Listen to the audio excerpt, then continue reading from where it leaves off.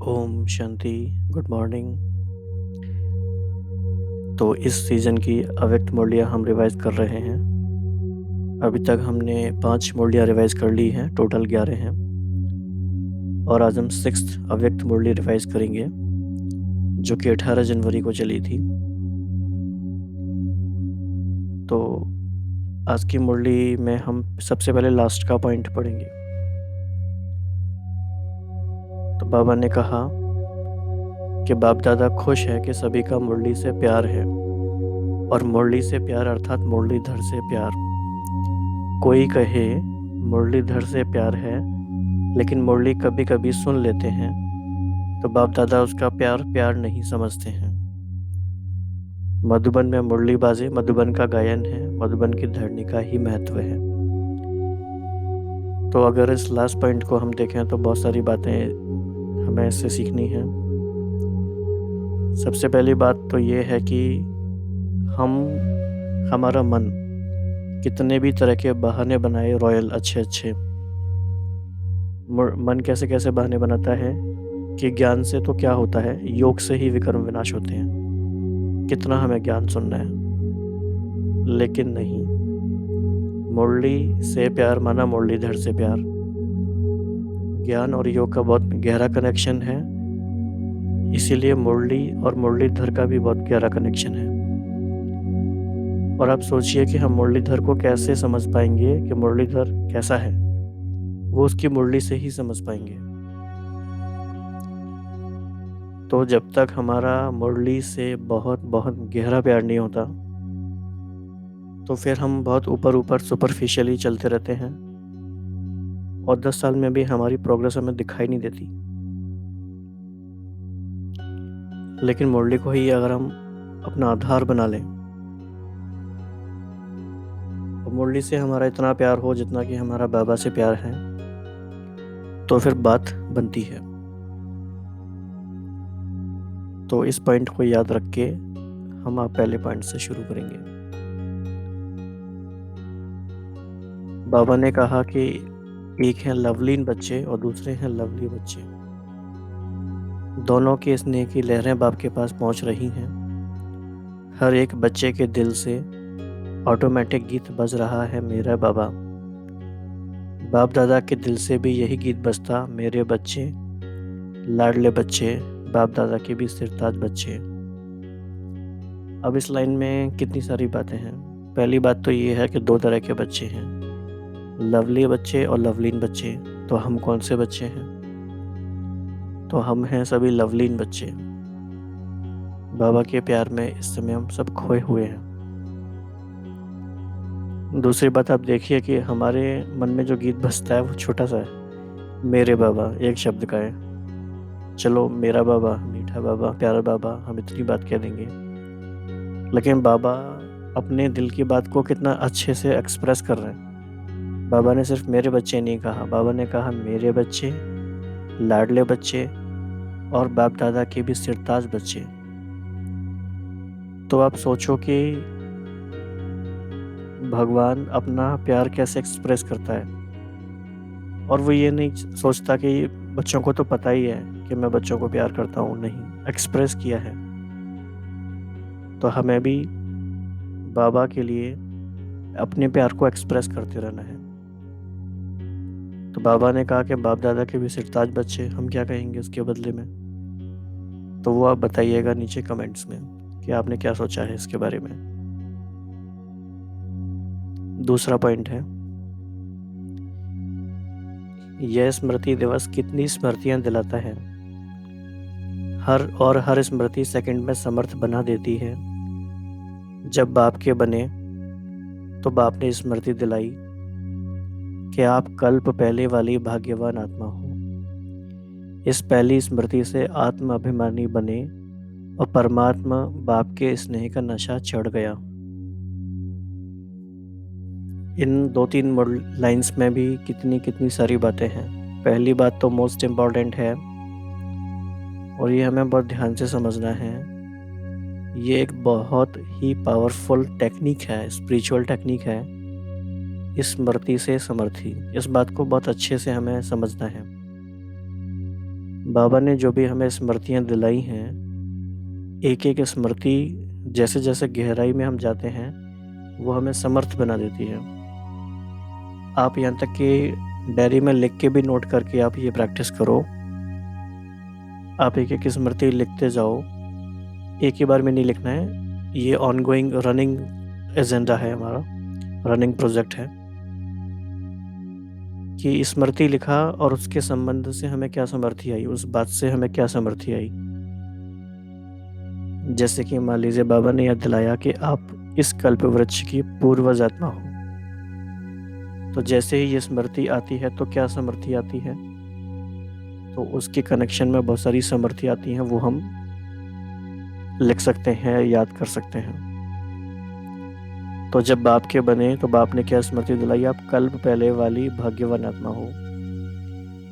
तो इससे नशा क्यों चढ़ा? कल्प पहले वाली हो यानी कल्प कल्प हम भाग्यवान आत्मा ही बनेंगे। सोचो कि कोई आपको इतनी इंश्योरेंस दे दे और एश्योरेंस भी दे दे कि आप कल्प कल्प भाग्यवान आत्मा बनोगे ही, तो फिर आगे पीछे कुछ भी होता रहे, कितना भी लॉस हो, कितना भी नुकसान हो, जो कि टेम्परेरी देखने में लगेगा लेकिन है नहीं नुकसान कुछ भी, लेकिन फॉर ईच कल्प, हमेशा हमेशा के लिए ये नूंद है कि आप भाग्यवान आत्मा हो। अगर आप इस कल्प में संगम युग में बाप के सामने आए तो आप हमेशा ही आओगे। तो ये तो बहुत नशे की बात हो गई। इसी बात से आत्माभिमानी बन गए, क्योंकि आत्मा है तभी तो बार बार वो आएगी। और परमात्मा बाप के स्नेह का नशा चढ़ गया कि उन्होंने हमें सेलेक्ट किया है, हम इस बात के पात्र बने हैं। तो इस टेक्निक पे हमें काम करना है। इस स्मृति से समृद्धि आती है। जब भी दिन भर में हम बैठे हैं, भले ही हम योग उस समय नहीं भी कर रहे हैं, कोई ना कोई स्मृति मन में लाते रहे नेचुरल रूप से, तो समृद्धि खुद ही खुद आती रहेगी। इसमें आप अपना एक्सपीरियंस शेयर कर सकते हैं कि आपको कौन कौन सी स्मृतियाँ आती हैं जिनसे कि आप समृद्धि आपको आ जाती है। तीसरा पॉइंट है, स्नेह का पहला शब्द निकला मेरा मीठा बाबा। इसी गोल्डन शब्द से सारी परमात्मा प्राप्तियां अपनी हो गई। जहाँ प्राप्तियां होती हैं वहाँ याद करना नहीं पड़ता, याद स्वतः आती है। बाप का खजाना मेरा हो गया, जहाँ मेरापन होता है वहाँ सहज याद हो जाती है।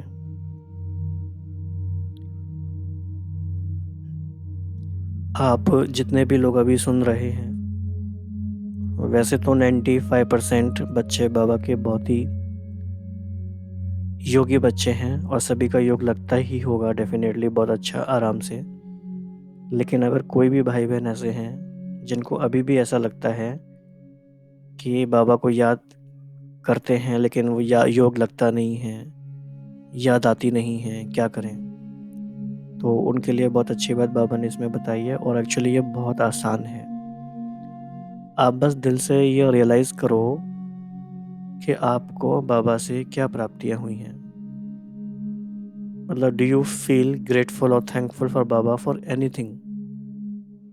अगर आपके दिल में धीरे धीरे से ये बात आ जाए सारी कि बाबा ने कैसे आपको कहाँ से ढूंढ ढूंढ के सिलेक्ट किया है, कितनी सारी परेशानियों से बैरियर्स के होते हुए भी बाबा ने आपको अपना बना के रखा है, कितनी गलतियाँ कितनी भूलें करने के बाद भी बाबा ने बार बार आपको क्षमा किया है।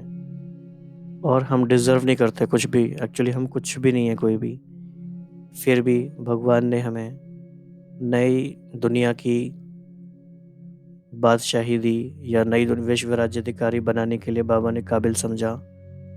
तो ये कोई छोटी बात नहीं है। तो इतनी प्राप्तियां जिससे हो हमें, उससे वो हमें याद तो खुद ही आता रहेगा।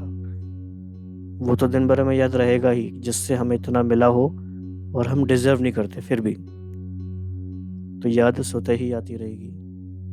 बाप का खजाना मेरा हो गया, और जहाँ मेरापन होता है वहाँ सहज याद हो जाती है। तो योग नहीं लगता तो आप लिख के भी कर दीजिए भले, लेकिन आप है ना बहुत आराम आराम से लिखो, दिल से रियलाइज़ करके कि आपको बाबा से क्या क्या मिला है। ज्ञान के आधार पे नहीं लिखना है, ऐसे नहीं लिखना है कि सुख शांति पवित्रता का वर्षा मिला है, ऐसे नहीं करना है। दिल से लिखना है आपको क्या मिला है। इतना श्रेष्ठ परिवार मिला, सर्वश्रेष्ठ ब्राह्मणात्माओं का संग मिला, इतना पावरफुल श्रेष्ठ ज्ञान मिला, और भगवान ने हमें ऐसी नज़र दी कि हम उन्हें पहचान पाए, वरना तो हम इतने कोई भी इंटेलिजेंट नहीं है कि हम भगवान को पहचान सकें। तो याद सहज हो जाएगी। 4th पॉइंट है, मेरा बाबा कहा और भाग्य विधाता अखुट खजाने के दाता को मेरा बना लिया, परमात्मा पालना के अधिकारी बन गए। ऐसी परमात्मा पालना सारे कल्प में एक ही बार मिलती है। यह स्नेह सब बातें सहज कर देता है, मेहनत को मिटा देता है। 4th पॉइंट में सिर्फ इतनी बात भी हमें याद रहे, परमात्मा पालना के हम अधिकारी बन गए तो भी योग हमारा सदा लगा ही रहेगा। कौन हमारा पिता है, कौन इस समय हमारा टीचर है, कौन इस समय हमारा गुरु है, किसकी शीतल छत्र छाया में हम इस समय बैठे हैं, कौन हमारा ट्रेनर है, कौन हमारा मेंटर है, उनकी गाइडेंस में हम चल रहे हैं। And he is the ultimate supreme authority in the entire universe. He is guiding us, right? And this is only one time opportunity in the whole kalpa which we are getting right now. 5th point, बाप दादा इस वर्ष को न्यारा वर्ष, प्यारा वर्ष, मेहनत से मुक्त वर्ष और समस्या से मुक्त वर्ष मनाना चाहते हैं, क्योंकि अब सबको मुक्ति धाम जाना है। अनेक दुखी अशांत आत्माओं को मुक्तिदाता बाप के साथी बन मुक्ति दिलाना है। तो मास्टर मुक्तिदाता जब स्वयं मुक्त बनेंगे तब तो मुक्ति वर्ष बनाएंगे ना।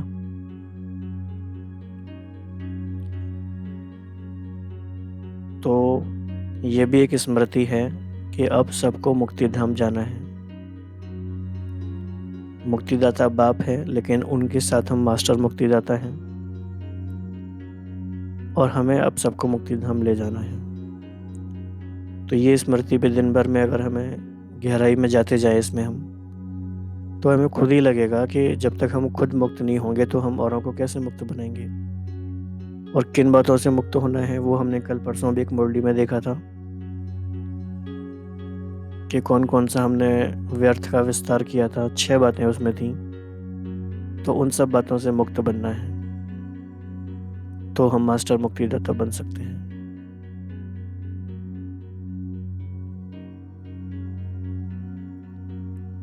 तो 6th पॉइंट है, एक भाषा जो मुक्ति दिलाने के बजाय बंधन में बांधती है, समस्या के अधीन बनाती है, वह है ऐसा नहीं वैसा, वैसा नहीं ऐसा। जब समस्या आती है तो यही कहते हैं बाबा ऐसा नहीं था, वैसा था ना, ऐसा नहीं होता तो ऐसा होता ना। ये है बहानेबाजी करने का खेल। तो एक बात इसमें 6th पॉइंट में हमें ये समझनी है कि हमें जो करना चाहिए और वो हम नहीं कर रहे किसी भी कारण से, तो उसमें अल्टीमेटली नुकसान किसका है, लॉस किसका है? हमारा खुद है। और हम जो भी बहाने दे रहे हैं उन बहानों की क्या वैल्यू है? अभी कुछ भी नहीं है। आप एक बार सोचो, अभी लॉकडाउन का समय चल रहा है, या जब भी आप ये मुरली पढ़ेंगे तो आप लॉकडाउन के समय को याद करेंगे। कैसी इतनी बातें थीं जो पहले लॉकडाउन से पहले हम समझते थे कि बहुत इम्पॉर्टेंट हैं और अर्जेंट हैं, लेकिन अभी सारी प्रायोरिटी सबकी चेंज हो गई, सब बातें बदल गई। अब क्या इम्पॉर्टेंट है और क्या अर्जेंट है, सब कुछ बदल गया। और जैसे जैसे समय आगे बढ़ेगा सब कुछ बदलता जाएगा। तो हम ऐसी चीज़ों को इम्पॉर्टेंट और अर्जेंट क्यों बनाएं जो बदलती ही रहेंगी, जो फ्लक्चुएशंस में आएंगी? क्यों ना हम अविनाशी चीज़ों को ऐसी चीज़ों को प्रायोरिटी बनाएं जो कभी चेंज ही ना हो, या कोई भी सिचुएशन आए वो हमेशा परमानेंट हो। तो जब हम समझ जाते हैं ज्ञान के आधार पे कि मुझे क्या करना है, तो फिर हम बहानेबाजी नहीं करेंगे, क्योंकि हम किसी और का नुकसान नहीं कर सकते, हम खुद का ही कर रहे हैं। तो कुछ भी कारण नहीं देना है। चाहे तो डेली हमें मुरली का गहराई से अध्ययन करना है, चाहे हमें अपने योग के चार्ट को कम से कम 8 घंटा बढ़ाना है, उसमें हम बहानेबाजी का जो भी कारण बताएंगे वो हमें नहीं बताना है अब। तो ये भी एक सेल्फ इंट्रोस्पेक्शन की बात है। 7th पॉइंट, बाबा ने कहा, मेजॉरिटी के प्रतिज्ञा करने का फाइल पेपर से भरा हुआ है लेकिन फाइनल नहीं हुआ है। दृढ़ प्रतिज्ञा के लिए कहते हैं जान चली जाए लेकिन प्रतिज्ञा ना जाए। तो इस वर्ष फाइल को फाइनल करना, फाइल में एक और कागज़ ऐड नहीं करना, इसके लिए झुकना पड़े, बदलना पड़े, सहन करना पड़े, सुनना पड़े, लेकिन बदलना ही है। कितनी बार हमने प्रतिज्ञा की होंगी बाबा से, आपको याद होगा। बाबा के सामने बैठ के भी कितनी बार हाथ उठाए होंगे, हर बात के लिए प्रतिज्ञा की होगी, लेकिन बार बार उन प्रोमिसेस को तोड़ा भी, उनको पूरा नहीं किया, तो वो हमारी फाइल बढ़ती ही चली गई। लेकिन बाबा कह रहे हैं कि इस वर्ष फाइल को फाइनल करना, और अभी भी अगर नहीं करेंगे तो ये फाइल हमारी पेंडिंग रह जाएगी और फिर आगे के सारे सफ़र को ये इम्पैक्ट करेगी। तो इसके लिए भी आप अपनी प्लानिंग कर सकते हैं कि मेरी जो फाइल होगी वतन में बाबा के पास, उसमें कौन कौन से पेपर लगे होंगे और मुझे उनको कैसे उनको मुझे फाइनल करना है। 8th पॉइंट, वर्तमान समय एक तरफ साइंस, दूसरे तरफ भ्रष्टाचारी, तीसरे तरफ पापाचारी, सब अपने अपने कार्य में और वृद्धि करते जा रहे हैं। बहुत नए नए प्लान्स बनाते जाते हैं। आप वर्ल्ड क्रिएटर के बच्चे हो, तो आप इस वर्ष ऐसी नवीनता के साधन अपनाओ जो प्रतिज्ञा दृढ़ हो जाए और प्रत्यक्षता हो जाए। तो बाबा ने एक और स्मृति दिलाई कि आप वर्ल्ड क्रिएटर के बच्चे हो।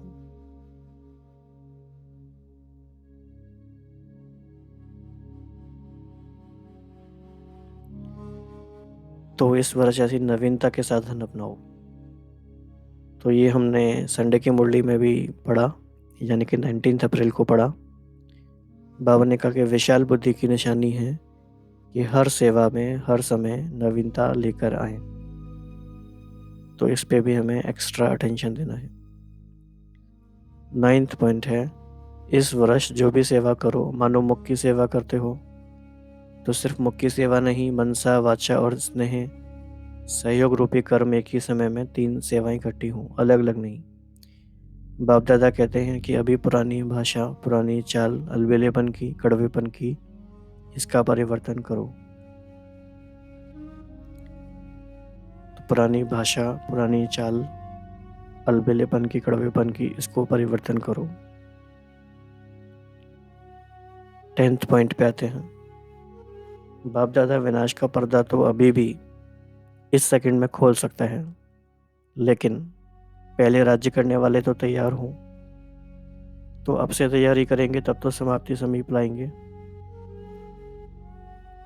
किसी भी कमजोरी की बात में कारण नहीं बताओ, निवारण करो, समस्या समाप्त हो जाए, समाधान होता रहे। तो आप ये देखो कि विनाश भी रुका हुआ है, परिवर्तन भी रुका हुआ है, वो हमारी ही वजह से रुका हुआ है। अगर हम ही तैयार नहीं होंगे तो बाबा कहते हैं कि फिर वो सत्युग आने से भी क्या होगा, उसमें राज्य करने वाले तो तैयार हों। तो ये कितनी बड़ी जिम्मेदारी की बात है कि हमारी वजह से चीज़ें अगर डिले हों तो millions of people are suffering from that. तो we are indirectly responsible for their pain, their suffering. तो हमें जल्दी जल्दी अपने आप को तैयार करना है। 11th पॉइंट है, आप सभी ने जन्म लेते ही बाप से वायदा किया है, साथ रहेंगे, साथ ही बनेंगे और साथ चलेंगे, और ब्रह्मा बाप के साथ राज्य में आएंगे। अगर साथ में चलना है तो समान बनना ही पड़े। कहावत भी है, हाथ में हाथ हो साथ में साथ हो। तो हाथ में हाथ अर्थात समान। और समान बनने का क्या मतलब है? किन बातों में समान बनना है, ये सब बातें हमें मुरली से ही पता चलती हैं। हर मुरली में अलग अलग बात मिलती है कि हमें किस बात में समान बनना है। जैसे कि बाबा ने संडे वाली मुरली में यानी कल कहा था कि बाप की विशेषता ही ये है कि ना उम्मीद में उम्मीद पैदा करना।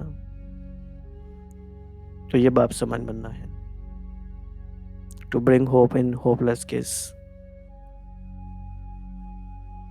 तो बाप दादा के पास बहुत दुख और अशांति की परेशानी की आवाज आते हैं। आप लोगों के पास सुनने नहीं आते? आपके भी तो भक्त होंगे ना। तो भक्तों की पुकार आप इष्ट देवों को नहीं आती? टीचर्स को भक्तों की आवाज सुनाई देती है। आवाज सुनो, सभी को मुक्ति दो। तो इस समय लिटरली आपको आवाज भी सुनाई दे रही होगी, पुकार भी सुनाई दे रही होगी। मुक्ति चाहती हैं आत्माएं, काफी आत्माएं। तो आवाज सुनो, सभी को मुक्ति दो। तो ये भी एक विशेष अभ्यास कर सकते हैं नुमा शाम के योग में, या जब भी आप करना चाहें। अगर हमें आवाज सुनने में नहीं आती, इसका मतलब ये है कि we are too much preoccupied with our own self. खुद में हम इतना बिजी हैं, हमारे मन में संकल्पों का इतना शोर है कि हमें सुनाई नहीं देता कि पुकार हमें सुनाई नहीं देती आत्माओं की। तो अपने मन के संकल्पों के शोर को शांत करते जाना है। जब संकल्प हमारे शांत हो जाएंगे तो फिर हमें सारी बातें सुनाई देंगी, हमारी लाइन क्लियर हो जाएगी। और लास्ट पॉइंट, जैसा कि हमने पढ़ा ही था कि मुरली से प्यार माना मुरलीधर से प्यार। कभी कभी मुरली सुन लेते हैं, या इसीलिए सुन लेते हैं क्योंकि हर दिन की मुरली पढ़नी ही होती है, एक नियम बना हुआ है। तो गिल्ट ना आ जाए उसकी वजह से मुरली पढ़ लेते हैं कि ब्राह्मण है तो मुरली पढ़नी पड़ेगी। तो इससे बाबा राजी नहीं होते, ये मज़े वाली बात नहीं है। तो मज़ा किस में है, प्यार किस में है? मुरली से हमें बहुत रस आना चाहिए। और हमने पहले भी एक बार डिस्कस किया था कि सचिन भाई की एक काफ़ी अच्छी इम्पोर्टेंट क्लास है, मुरली में है जादू। तो वो टेलीग्राम पे फिर से हम शेयर कर देंगे उस क्लास को, तो उसे आप फिर से सुन सकते हैं। थोड़ा और इस बात को इंटेंस कर सकते हैं कि मुरली को हमें क्यों इतना ध्यान से पढ़ना है, क्यों समझना है, और मुरली ही क्यों हमारी लाइफ लाइन है। कई भाई बहन ये भी सोचते हैं, कहते हैं कि मुरली पढ़ने से तो टाइम वेस्ट होगा, इससे अच्छा तो हम योग कर लें। तो इस बात को थोड़ा ठीक करने की हमें ज़रूरत है। ऐसी बात नहीं है। जैसे जैसे हमारी ज्ञान की अंडरस्टैंडिंग डीप होती है, और ज्ञान भी क्या है, ज्ञान भी बाबा का प्यार ही है। बाबा से ही बातचीत, बाबा ने हमसे ही बात की है वो। तो जब हम फेस टू फेस हैं, उनसे हम बात कर रहे हैं मुरली के थ्रू, तो वो हमें योग की ही तरफ ले जाता है, वो भी योग का ही पार्ट है। तो उस तरह से हमें समझना है। और बाबा ने जो भी बातें बताई, छोटे छोटे पॉइंट्स को नोट करके, कीवर्ड्स को नोट करके, एक अलग पेज पर लिख कर दिन भर में बार बार देख के उसे अभ्यास करते रहना है, ताकि शाम तक ये सारी बातों का हम स्वरूप बन जाएं। बाबा ने जो भी कहा उसका हम स्वरूप बन जाएं। क्योंकि शायद probably this is the last time कि वी आर रिवाइजिंग दिस मुरलीज। यानी कि जो भी एक मुरली हम रिवाइज कर रहे हैं, वो शायद इस संगम युग में हम कभी दोबारा रिवाइज ना कर पाए, शायद हमारे पास इतना टाइम ना हो। तो when you understand this thing कि this is the last opportunity for me to understand this murli, तो आपके दिल में बहुत अटेंशन रहेगा कि हाँ, ये मुरली से मुझे सारी बात निकाल लेनी है, क्योंकि अब मुझे मौका मिलेगा या नहीं मिलेगा पता नहीं। तो हर दिन की मुरली हमारे पास लास्ट अपॉर्चुनिटी है उस मुरली का स्वरूप बनने की। तो ऐसा ना हो कि बाबा ने आया, पढ़ाया, इतनी सारी बातें बताई और हमने ध्यान ही नहीं दिया।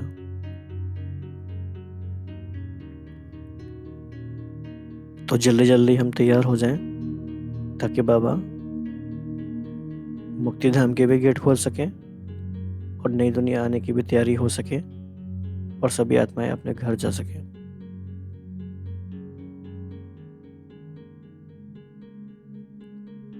तो 2-3 मिनट्स आप अपनी प्लानिंग करिए बाबा के साथ बैठ के, यहीं पे मुख्य मुख्य पॉइंट्स नोट कर लीजिए और बाबा को थैंक्स बोलते हुए यहीं कंप्लीट करेंगे। ओम शांति। और इसकी फुल मुरली का डिस्क्रिप्शन में आपको लिंक मिल जाएगा, जो बाबा की ओरिजिनल वीडियो है उसका, तो वो भी आप देख सकते हैं और आपको देखना चाहिए। ओम शांति।